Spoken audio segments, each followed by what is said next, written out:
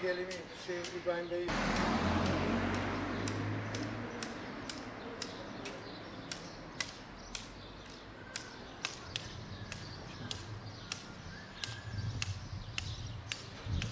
Bilindiği gibi 4 çeşitli gruplar, zihinsel engeller, ortopedi engeller, bedensel engeller ve görme engellerden oluşmaktadır zaten.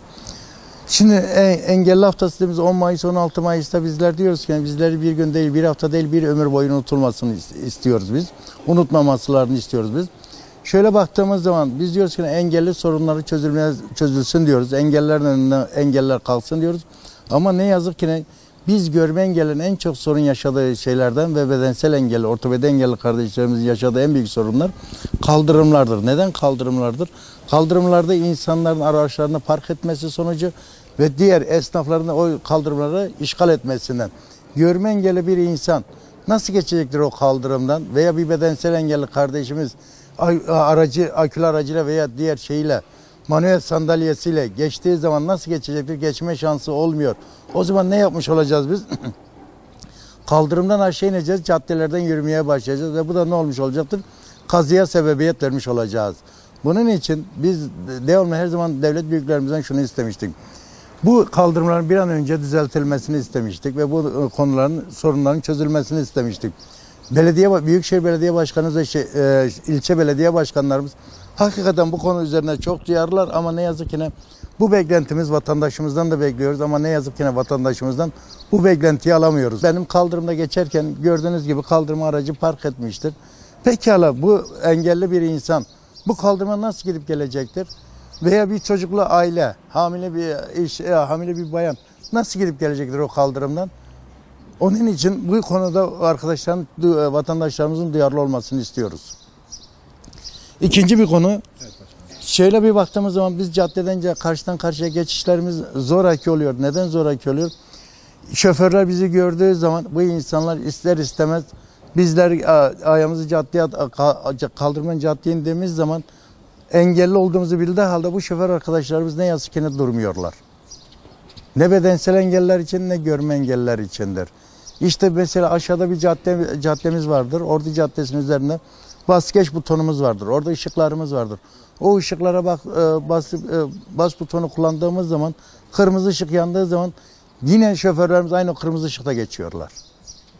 Pekala bu engeller kendi ailesinden olsaydı veya yakın çevresinden olsaydı yine aynı şekilde davranırlar mı da?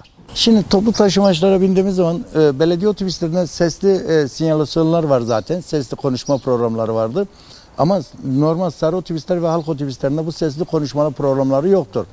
Bizler görme engelliler hangi durakta ineceğimizi tabii ben biliyorum ama diğer görmeyen engelli kardeşlerimiz bunu bilmiyorlar. Bunlar için onlarda da aynı konuşan sesli programlar olursa bizler gidip geleceğimizi daha rahatlıktan bilmiş oluruz yani. Yani bu konuda problem yaşıyor musunuz? Evet tabii sıkıntılarımız vardır. Bir de kaldırımlardan iniş ve çıkışlara dikkat ettiğiniz zaman girişlerde oradan kaldırım bitiyor ve tekrardan çıkışlarda orada kayganlıklar var. O kayganlıklar olduğu zaman bizler kışın günü olsun orayı veya su döküldüğü zaman orası kaygan bir şekilde oluyor. Oradan inerken ve çıkarken oralarda ayaklarımız kayarak ve düşüyoruz. Bu da ne olmuş oluyor? Ya kolu bacağı kırılmış oluyor ya ayağı kırılmış oluyor bu şekilde. Oralara da eğer işaretli bir şekilde tırtırlanma yapılırsa o zaman onlar daha şekilde çözülmüş olur. Bizler hiçbir zaman engelli olmayı istemedik yani. Ama ne yazık ki tabii Cenab-ı Allah'ın takdiridir. Bizler de bu şekilde olmuşuz. Bizler sizlerin karşısında birer canlı ibretiz. Bizlere yardım edin derken bizler de İslam'a yönelik olarak yardım edilmesini istiyoruz. 5 dakika gözlerinizi kapatın. Karanlıkta kaldığımız zaman ne diyoruz? Ey ya Rabbi kimseyi karanlıkta koyma diyoruz değil mi? Bizler ise dakikalarca, yıllarca bir ömür boyu bu karanlığın içerisindeyiz. Belki sizin ailenizde veya yakın çevrenizde engelli olmayabilir. Ama sabahlar kalktığınız zaman ille bir engelliyle karşılaşıyorsunuz. Bedensel engelli veya ortopedi engelliyle. Sonuçta en azından bir engelliyle karşılaştığınız zaman bu engelliye yardım edin derken bizler acımayarak yardım edin derken İslam'a yönelik olarak yardım edilmesini istiyoruz. Bizler hiçbir zaman dilenci değiliz. Bizler tüketiciyiz, üretici değiliz. Bize de imkanlar verildiği zaman bizler de Türk ekonomisine rahat bir şekilde faydalı olabiliriz.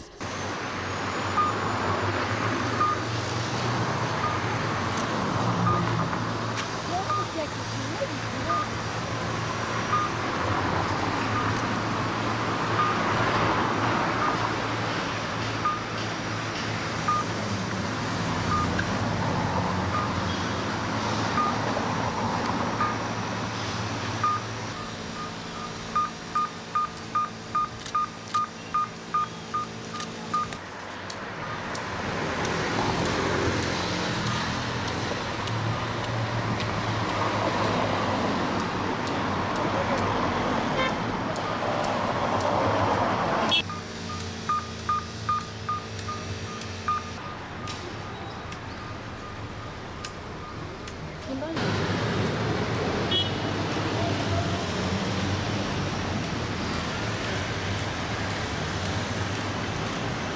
Bak ona doğru. Tamam, çizgi var mı? Bak ona dur. İşte burada çizgi yok, onu dur.